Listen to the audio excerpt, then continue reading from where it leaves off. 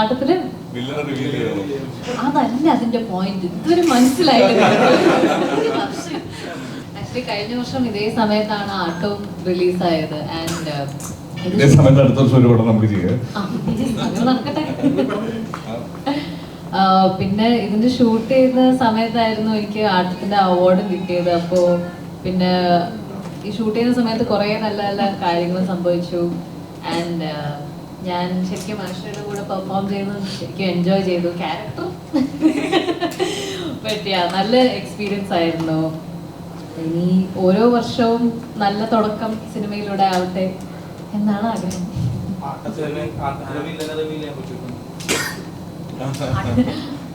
ആട്ടത്തില് അതല്ല അതിന്റെ പോയിന്റ്. ഇതൊരു മനസ്സിലായില്ല. അതായത് ഈ രണ്ട് സിനിമയില്ല, ആട്ടമാണെങ്കിലും ഇപ്പൊ രേഖാചിത്രമാണെങ്കിലും സെറിന്റെ കഥാപാത്രത്തിന് ഒരു പ്രത്യേകതയായിട്ട് തോന്നിയെന്ന് വെച്ച് കഴിഞ്ഞാൽ അവനവനൊരു ശരി ഉണ്ട്. ആ ശരിക്ക് അവസാനം വരെ കട്ടക്കി നിൽക്കുന്ന ഒരു ക്യാരക്ടറായിട്ടാണ്. ജീവിതത്തിൽ ഇങ്ങനത്തെ ഏതെങ്കിലും അനുഭവങ്ങളൊക്കെ ഉണ്ടായിട്ടുണ്ടോ? തീർച്ചയായിട്ടും ഉണ്ടായിട്ടുണ്ട്. പക്ഷെ അതിൽ നിന്ന് ജീവിതത്തിൽ കുറെ ഇതുപോലത്തെ സംഭവങ്ങൾ നടന്നിട്ടുണ്ട്. അതിൽ നിന്നൊക്കെ കുറച്ച് ഇങ്ങനെ അബ്സോർബ് ചെയ്ത് നമ്മുടെ പെർഫോമൻസ് പറ്റുന്നത്ര റിലേറ്റബിൾ ആക്കണം എന്നാണ്. ബട്ട് രണ്ട് ക്യാരക്ടേഴ്സും അവരുടേതായ ശരിയിൽ ഇങ്ങനെ പിടിച്ചിരിക്കുന്നു. Both strong. അവരുടേതായ രീതിയിൽ അവർ രണ്ടുപേരും സ്ട്രോങ് ക്യാരക്ടേഴ്സാണ്.